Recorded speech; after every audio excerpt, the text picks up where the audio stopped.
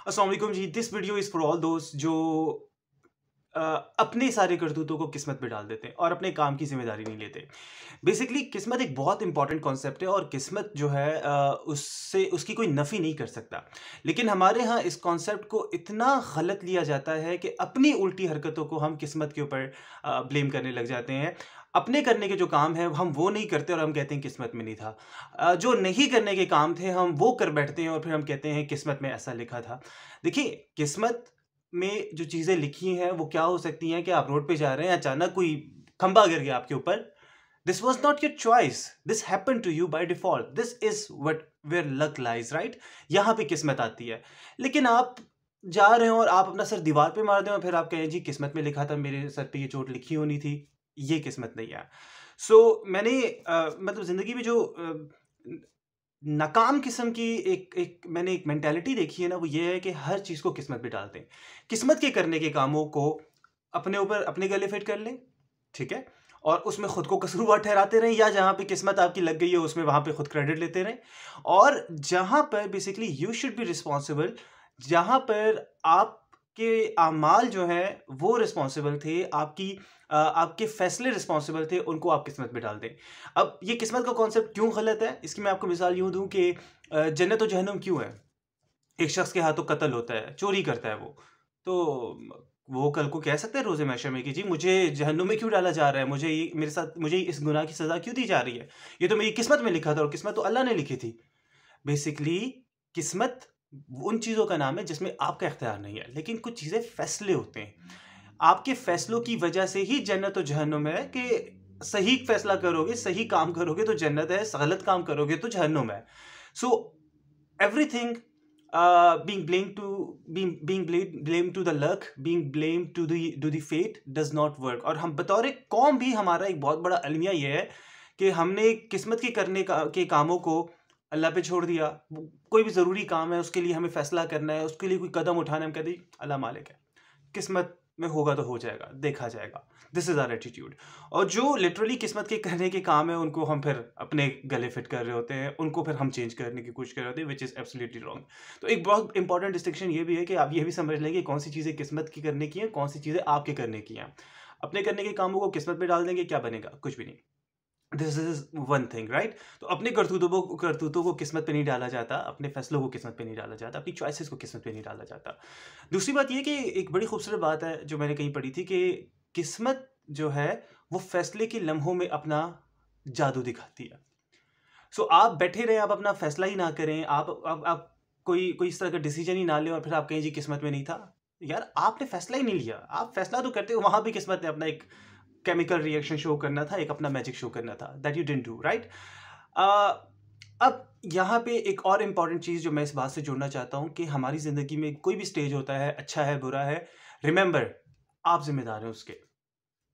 लेकिन हम ज़िम्मेदारी नहीं उठाते। किस्मत पे तो हम डालते हैं, हम लोगों पे भी डालते हैं ना।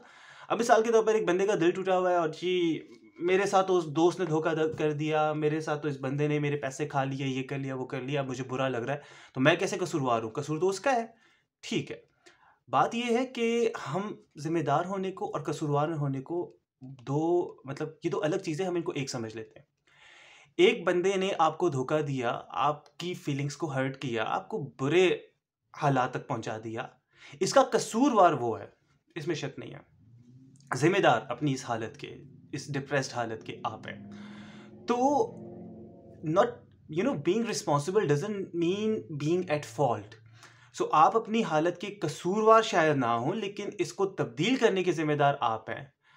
कोई आपको कुछ कहता है जिससे आप हर्ट होते हैं, तो उस कही हुई बात का कसूरवार कोई और होगा, लेकिन उस बात को इंटरप्रेट करके उसको अपने दिल पे कितना लगाते हो, कितनी देर तक लगाते हो, इसके ज़िम्मेदार आप हो। किसी की बात आपका मोराल तोड़ती है, आपका जज़्बा जो है वो ख़त्म कर देती है, आपकी मोटिवेशन को तोड़ देती है। कसूरवार शायद कोई और हो, मगर अब इस टूटे हुए जज़्बे के साथ, इस बिखरी हुई मोटिवेशन के साथ भी आपने दोबारा अपने आप को इकट्ठा करना है। इस बात की ज़िम्मेदारी किसी और पे नहीं, आप पे आयद होती है। कौमी सतह पर भी अगर हम बात करें तो हमारे पास बहुत सारी थ्योरीज़ होती हैं कि जी फलाना साज़िश कर रहा है, फलाना कर रहा है, कर भी रहे होंगे। कसूरवार वो भी होंगे। लेकिन यार हमारी हमारे मुतल्लिक या हमारे खिलाफ अगर कुछ हो भी रहा है, तो उस हालत के अगेंस्ट डिफेंस करने की जिम्मेदारी तो हमारी है ना। So the whole thing is कि हम जिम्मेदारी नहीं लेते। हम फॉल्ट फाइंडिंग तो करते हैं जिसमें हम लोगों को भी, मुल्कों को भी, किस्मत को भी, हालात को भी, अगलों को भी, पिछलों को भी जिम्मेदार ठहराते हैं। वो कसूरवार होंगे, होंगे, अब शायद ना हो, बट मान लेते हैं होंगे। जिम्मेदार आप हैं।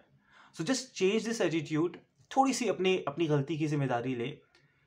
और इसमें एक और एक्सट्रीम हमारी कौम में पाया जाता है, दैट इज वेरी रॉन्ग। दो तरह के लोग हैं जी। पहला तो अपनी गलती मानने को ही तैयार नहीं है ना, अपनी अपनी रिस्पॉन्सिबिलिटी भी लेने को तैयार नहीं है। दूसरे का मसला ये है कि दुनिया में कुछ भी हो जाए ना, तो हर चीज की जिम्मेदारी वो खुद ले लेता है, वो उस चीज को पर्सनली दिल पे ले लेता है। किसी के साथ जनाब कोई वाकया हो गया, कोई उसकी बात किसी दूसरे बंदे को बुरे लग गई, तो फौरन और उसको कम्युनिकेट किया गया, यार तुमने ये बात गलत की।